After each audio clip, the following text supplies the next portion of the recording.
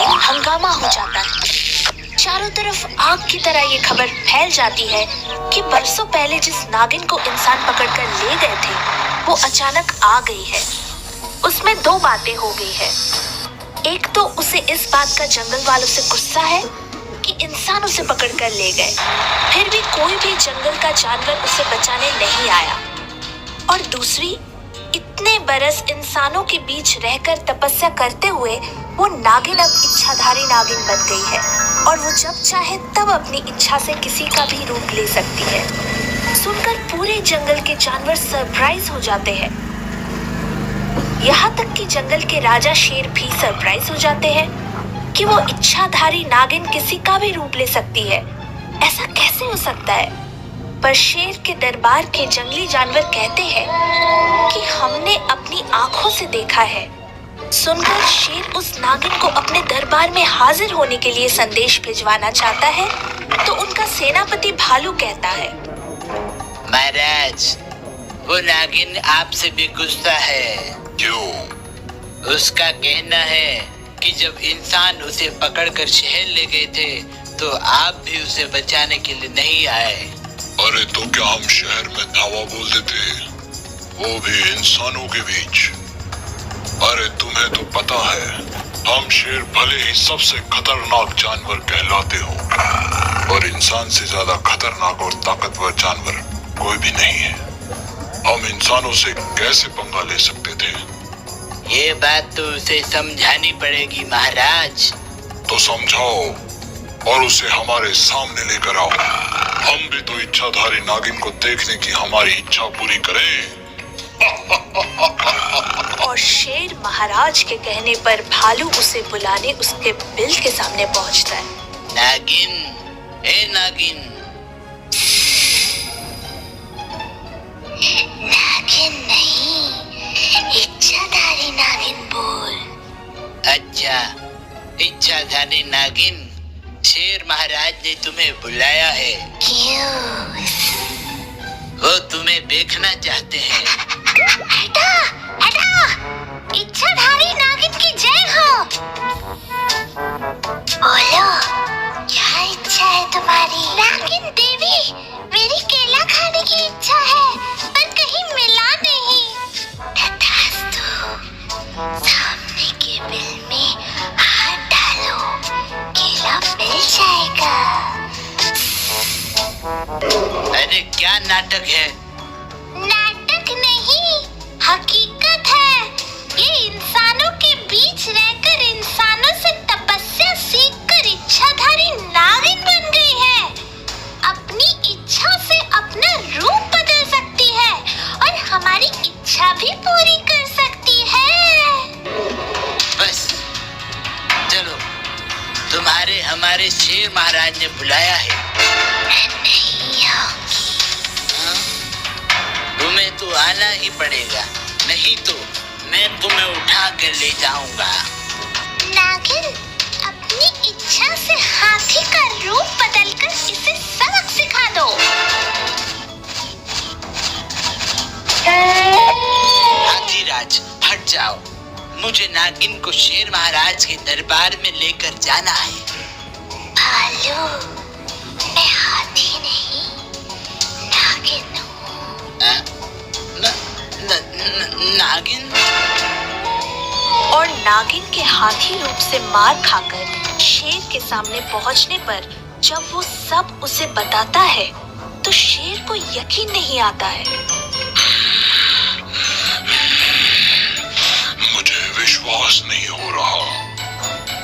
मुझे भी विश्वास नहीं हुआ था, मगर वो नागिन हाथी का रूप लेकर नागिन की ही आवाज में बात कर रही थी। हाथी नागिन की आवाज में बोल रहा था। काश ये सीन हम भी देख पाते। चलो, अभी उसको अपने पंजे पर लपेट कर लेता हूँ। और शेर महाराज भालू के साथ नागिन के बिल के पास पहुंचते हुए दहाड़ते हैं। नागिन! नागिन नहीं, इच्छाधारी नागिन।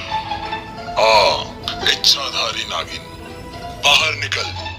अभी मैं तेरी सारी इच्छाएं पूरी करता हूँ। ले, किसका रूप ले सकती है तू? बाहर आती है या तोड़ दूं तेरा घर? अरे भाग कर कहाँ जाएगी? मैं पेड़ पर चढ़ जाऊंगी। तू तो पेड़ पर नहीं चढ़ पाएगा ना। तू भी कहाँ चढ़ पाएगी? मैं इच्छाधारी नागिन हूँ, बंदर बनकर चढ़ जाऊंगी। हाँ? महाराज, वो देखिए, वो तो बंदर का रूप लेकर पेड़ पर चढ़ गई। अब पकड़ कर दिखा मुझे। दम है तो नीचे आ, बताता हूँ। मैं इच्छाधारी हूँ, ले तेरी इच्छा पूरी कर दी। अब आगे आगे नागिन और पीछे पीछे शेर महाराज भागते हैं। अचानक एक जगह पहुंचकर शेर नागिन पर जंप मारते हैं। नागिन तो अपनी जगह से हट जाती है, मगर शेर उसके ऊपर से होता हुआ वहीं बने गहरे गड्ढे में गिर जाता है।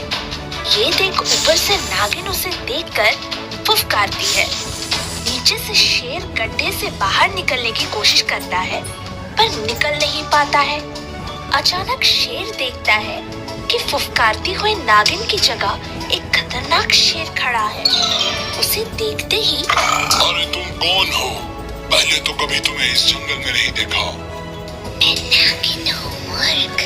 अपनी इच्छा शक्ति से मैं शेर के रूप में आ गई हूँ। अब तू यही मर, मैं तेरी जगह इस जंगल में राज करूंगी।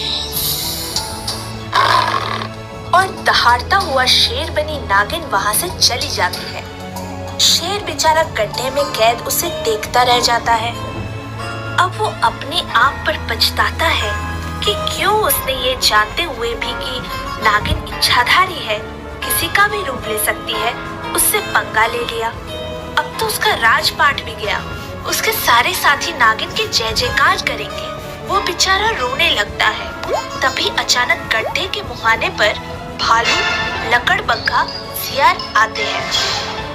महाराज, अरे तुम लोग, आप निराश मत होइए महाराज, हम आपको बचाने आए हैं। और वो सभी एक दूसरे की टांग पकड़कर रस्सी बनकर गड्ढे में लटके और शेर उनकी टांग पकड़कर रस्सी की तरह ऊपर की ओर चढ़कर निकल आया। बाहर आकर सभी ने मीटिंग की। शेर भालू की बात सुनकर सियार ने कहा, एक काम करते हैं, हम नेवले भाई से कहकर नागिन को पकड़ लेते हैं, फिर देखते हैं वो किसका रूप लेती है और क्या करती है। और उन्होंने नेवले की मदद से अपने दिल के अंदर जा रही नागिन को अचानक पकड़वा लिया। नेवले ने उसे अपने मुंह में दबोच लिया। ये देखते ही नागिन छटपटाने लगी, अपने आप को छुड़ाने की कोशिश करने लगी, पर छुड़ा नहीं पाई। तभी शेर, भालू, सियार वहाँ आते हैं। उसे छटपटाते देख सियार कहता है, क्यों छटपटा क्यों रही हो? तुम तो इच्छाधारी नागिन हो। नेवले को पकड़ने वाले सपेरे का रूप लेकर अपने आप को छुड़ा लो। जब कोई मुझे मुंह में पकड़ कर रखता है तो मैं रूप नहीं ले सकती। तब तो अच्छा है नेवले भाई, तुम इसे मुंह में ही दबाकर मार दो। कम से कम हम इसकी इच्छाओं से शिकार होने से बच जाएंगे। नहीं नहीं, मुझे छोड़ दो, मुझे बचा लो। अरे मैं इच्छाधारी नागिन नहीं हूँ। क्या तुम इच्छाधारी नागिन नहीं हो? तो फिर वो मुझे मारने वाले हाथी का रूप और वो पेड़ पर बंदर का रूप लेकर कैसे चढ़ गई थी तुम? और शेर का रूप लेकर मेरे सामने कैसे आ गई थी तुम? अरे वो तो मेरी चाल थी। इंसानों के बीच रहकर मैंने ये सारे पैतरे सीखे थे। वहीं रहकर मैंने इच्छाधारी नागिन के बारे में सुना था। पर तुम रूप कैसे बदलती थी? ये रूप नहीं बदलती थी शेर महाराज। आप लोगों ने नोट नहीं किया, ये जब चट्टान के पीछे भागी तभी पीछे से हाथी निकला। पेड़ के पीछे भागी तभी बंदर बनी। इसका मतलब चट्टान के पीछे और पेड़ के पीछे इसके हाथी और बंदर साथी पहले से छुपे थे कि ये वहां जाकर छुप जाएगी और वे सामने आ जाएंगे। फिर वे मुंह हिलाते थे और नागिन पीछे से बोलती थी। तो आप लोगों को लगता था कि रूप बदलने करने के बाद भी नागिन अपनी आवाज में बोलती है। और वो शेर जब मैं गड्ढे में गिर गया था तब जो मुझे देख रहा था वो हमारे दुश्मन जंगल का शेर है महाराज, जो इसके साथ मिलकर आपको गड्ढे में बंदी बनाकर आपके जंगल राज पर कब्जा करना चाहता था। तुम्हें ये सब कैसे पता? आप लोगों की बात सुनकर हमें लगा दाल में कुछ काला है, और बस मैंने उस दुश्मन शेर से कहा कि गड्ढे में आपकी मौत हो गई है। वो तुम्हारी लाश देखने आया तो मैंने उसे उसी गड्ढे में ढकेल दिया। अब वो वही कैद है, उसी ने ये सारी सच्चाई बताई मुझे। ओह, काश इंसानों के बीच रहकर ये जो सब तुमने सुना था, सीखा था, उसका सही उपयोग किया होता तो आज जंगल के बच्चे ऐसा जादू देखकर कितने खुश होते। मगर तुमने उसका दुरुपयोग करके हमें ही नहीं अपने आप को भी जिंदगी भर के लिए परेशान कर लिया। सचमुच बच्चों, इंसान हो या जानवर, उन्हें अपने सीखे हुए हुनर का कभी दुरुपयोग नहीं करना चाहिए।